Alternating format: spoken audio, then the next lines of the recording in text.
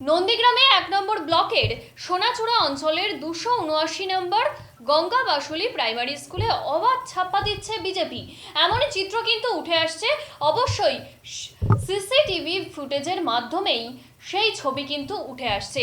আর সেই প্রসঙ্গে দেবাংশু অর্থাৎ তমলুকের তৃণমূল কংগ্রেস প্রার্থী দেবাংশু ভট্টাচার্য তিনি বললেন যে শুভেন্দুবাবু লজ্জা করুন একটু। এমনই ছবি কিন্তু উঠে আসছে, সেই ছবি আপনাদের সামনে তুলে ধরবো। তার আগে এই বিষয়ে আমরা বিস্তারিত জেনে নেব আমাদের প্রতিনিধি বিদীপ্তর কাছ থেকে। বিদীপ্ত, ঠিক এই বিষয়ে তুমি কি জানতে পারছো? বিজেপি তমলুকে অবাধ ছাপ্পা চালাচ্ছে, সেই বিষয়ে তুমি ঠিক কি বলবে? আজ বঙ্গে ষষ্ঠ দফা লোকসভা নির্বাচন বঙ্গের মূলত ৮ লোকসভা কেন্দ্রে উল্লেখযোগ্য পরায়ণভাবে গুরুত্বপূর্ণ পরায়ণভাবে কিন্তু এর মধ্যে তমলুক, কাটকি, ঘাটাল, ঝাড়গ্রাম, মেদিনীপুর, পুরুলিয়া, বাঁকুড়া এবং বিষ্ণুপুর। সকাল ৭টা থেকে শুরু হয়েছে যে ভোট গ্রহণ প্রক্রিয়া, যার থেকে সন্ধ্যে ৬টা পর্যন্ত। ইতিমধ্যে তুমি যে কথাটা বললে যে নন্দীগ্রামের ছাপ্পা দেওয়ার যে অভিযোগ, এই অভিযোগ কিন্তু পুরোপুরি ভুল, এমনটাই কিন্তু জানালেন মুখ্য নির্বাচনী আধিকারিকের দপ্তর। আরেকটু বিষয় পরিষ্কার করে বলতে গেলে সেখান থেকে দাঁড়িয়ে কিন্তু একটি ফেসবুক ভিডিও ভাইরাল হয়। এই ফেসবুক ভিডিওতে দেখা যাচ্ছে নন্দীগ্রামের ছাপ্পা দেওয়ার অভিযোগ উঠছে।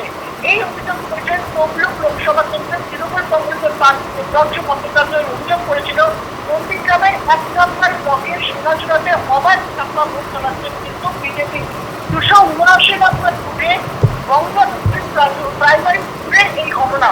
তমলুক লোকসভা কেন্দ্রের তৃণমূল কংগ্রেসের প্রার্থী দেবাংশু ভট্টাচার্যের আরও অভিযোগ ছিল ওয়েবকাস্টিং চলাকালীন কিন্তু এই ছবি মূলত ধরা পড়ে।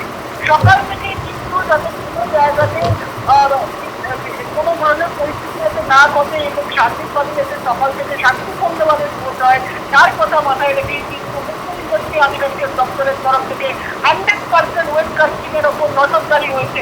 এই 100% ওয়েবকাস্টিং এর দিকে যখন নজরদারি তারা করেছে, সেক্ষেত্রে দাঁড়িয়ে কিন্তু এই ভিডিও সামনে আসার পর কার্যত মোড়ে করে বসেন মুখ্য নির্বাচনী আধিকারিকের দপ্তর। এরপরই মুখ্য নির্বাচনী আধিকারিকের দপ্তরের তরফ থেকে এই ভিডিওর আদতে কোনো সত্যতা রয়েছে কিনা তা খতিয়ে দেখেন তারা। এর পরবর্তী ক্ষেত্রে যেহেতু ২৪-এর লোকসভা নির্বাচনের প্রথম ক্ষেত্রে তারা যে সাফল্যের চাপকাঠি অর্জন করেছেন, আর্টিফিশিয়াল ইন্টেলিজেন্সকে ব্যবহার করেছেন। এর পাশাপাশি নিজের মুখ্য নির্বাচনী আধিকারিক যিনি রয়েছেন আরিফ আফতাব, তিনি নিজের কোনো বিষয়টা বুলেটিনের মাধ্যমে ঢুকিয়ে দেখছেন কোন ধরনের পরিস্থিতি এবং সার্বিকভাবে যাতে কোনো রকম পরিস্থিতি বিক্রি করার পরিস্থিতি না ঘটে, এর কথা মাথায় রেখে কিন্তু ২৪-এর লোকসভা নির্বাচনে বিশেষভাবে গুরুত্ব দেওয়া হচ্ছে ওয়েবকাস্টিংকে। আর তাই প্রত্যেকটি সিসিটিভি ফুটেজ ওই এলাকার কোন ধরনের পরিস্থিতি সার্বিকভাবে কিন্তু খতিয়ে দেখা হচ্ছে পুনরায় মুখ্য নির্বাচনী আধিকারিকের দপ্তরের তরফ থেকে। তবে ওয়েবকাস্টিং এর খতিয়ে দেখে রাজ্যের মুখ্য নির্বাচনী আধিকারিকের দপ্তরের তরফ থেকে যেমনটি জানানো হয়েছে এবং যেরকমটা রাজ্যের মুখ্য নির্বাচনী আধিকারিক আরিফ আফতাব তিনি যেমনটি জানিয়েছেন, ভুল খবর, এখানে ভিভিপ্যাট চেঞ্জ করা হয়েছিল কিন্তু কোনো ছাপ্পা দেওয়া হয়নি। অর্থাৎ ইতিমধ্যে তারা প্রশ্ন উঠছে এই যে তমলুকের যিনি তৃণমূল কংগ্রেসের প্রার্থী সেখানে রয়েছেন দেবাংশু ভট্টাচার্য, তার অভিযোগ সম্পূর্ণভাবে পুরোপুরিভাবে কিন্তু একদম একদম বিদীপ্ত, সঙ্গে থাকো। আগামী সমস্ত খবরের আপডেট আমি নিতে থাকবো, তুমি নজর রাখো।